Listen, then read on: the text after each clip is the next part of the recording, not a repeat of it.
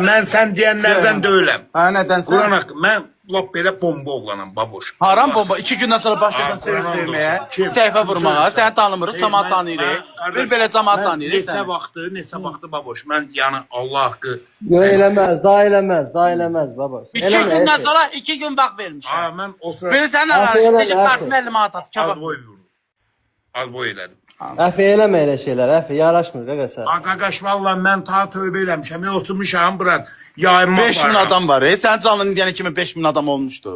Təzə səhifədir da baboş. Təzə səhifədir. Allah Qədim Allah. Yemək Dostlar, yemisən? hə, Yemək yemisən? mən yemək gələndə yemişəm, indi yeməmişəm heç nə. O da baboş kəsicəkdi bir dənə toyuqdan zaten. Ay yox, ha kimdir yalan təmizləyən? Ay telefonu dəlisə sən. Mən gedirəm it baxmağa. İt? Ha, bir dənə it var, ona baxım görüm nətərdir. Nə itidir? Gedək məndən baxaq da. Yo, sən Allah görsən. haqqı gedək məndən baxaq da. İt səni görsə gəlməyəcək. Qur gələcək, mən neydi? Baboş, ətağa gedək məndən baxaq da. Nə itidir? Çoban. Çobanı dinləyinə, mən hoppanın üstümə, dəlisə Nə bu boyda itidir? yükək. Çoban o. Ha, yo.